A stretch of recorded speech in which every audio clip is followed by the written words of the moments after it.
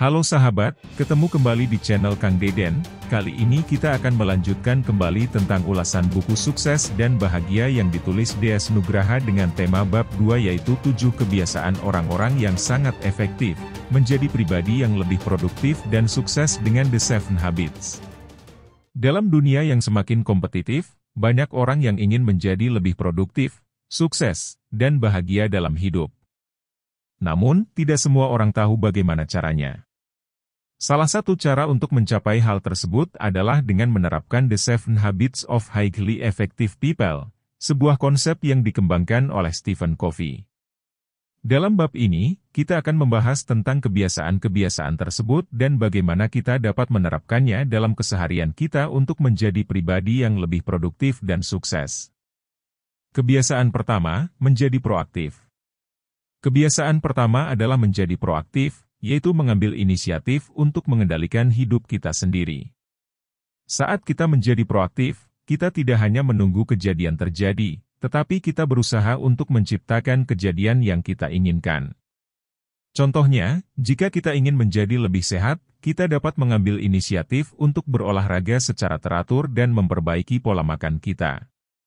Kebiasaan kedua, mulai dengan akhir dalam pikiran. Kebiasaan kedua adalah memulai dengan akhir dalam pikiran, yaitu memiliki visi dan tujuan yang jelas dalam hidup kita. Dengan memiliki visi dan tujuan yang jelas, kita dapat memperkuat motivasi dan fokus kita untuk mencapai tujuan tersebut. Misalnya, jika kita ingin menjadi seorang pengusaha sukses, kita dapat memiliki visi untuk membangun bisnis yang sukses dan menetapkan tujuan jangka panjang yang dapat membantu kita mencapai visi tersebut. Kebiasaan ketiga, utamakan yang utama. Kebiasaan ketiga adalah utamakan yang utama, yaitu fokus pada tugas-tugas yang paling penting dan mengabaikan hal-hal yang tidak penting. Saat kita mengutamakan yang utama, kita dapat meningkatkan produktivitas dan menghindari terjadinya stres atau kelelahan karena terlalu banyak menyelesaikan tugas yang tidak penting. Contohnya, jika kita memiliki banyak tugas yang harus diselesaikan, kita dapat memprioritaskan tugas yang paling penting dan menyelesaikannya terlebih dahulu. Kebiasaan keempat, berpikir menang-menang. Kebiasaan keempat adalah berpikir menang-menang, yaitu mencari solusi yang menguntungkan bagi semua pihak yang terlibat dalam suatu situasi. Dengan berpikir menang-menang, kita dapat membangun hubungan yang lebih baik dengan orang lain dan menciptakan lingkungan kerja atau kehidupan yang lebih harmonis. Contohnya, jika kita bekerja dalam tim, kita dapat mencari solusi yang menguntungkan bagi seluruh anggota tim dan bukan hanya untuk kepentingan diri sendiri. Kebiasaan kelima, mendengarkan dengan empati. Kebiasaan kelima adalah mendengarkan dengan empati, yaitu memiliki kemampuan untuk mendengarkan orang lain dengan hati yang terbuka dan mencoba untuk memahami perspektif mereka.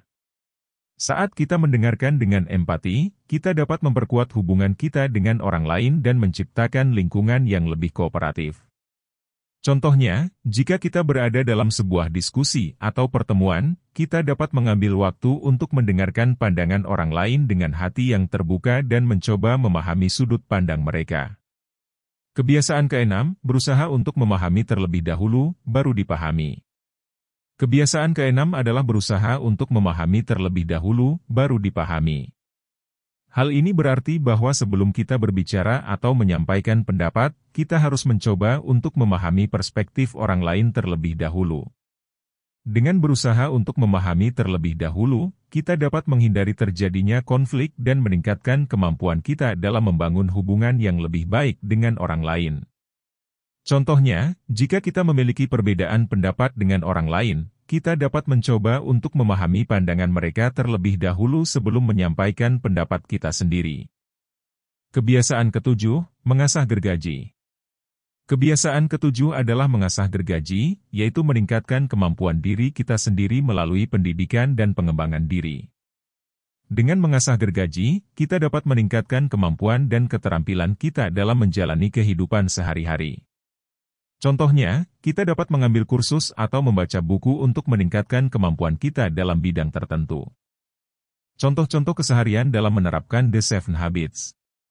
Setelah mengetahui tentang The 7 Habits of Highly Effective People, kita dapat mencoba untuk menerapkannya dalam keseharian kita. Berikut adalah beberapa contoh bagaimana kita dapat menerapkan The 7 Habits dalam keseharian. 1. Menjadi proaktif dalam mengatasi masalah di tempat kerja atau dalam kehidupan sehari-hari. Daripada menunggu masalah muncul, kita dapat mencari solusi sejak awal dan mengambil inisiatif untuk mengatasi masalah tersebut. 2. Memiliki visi dan tujuan yang jelas dalam hidup kita. Kita dapat menetapkan tujuan jangka panjang dan menentukan langkah-langkah yang perlu diambil untuk mencapainya.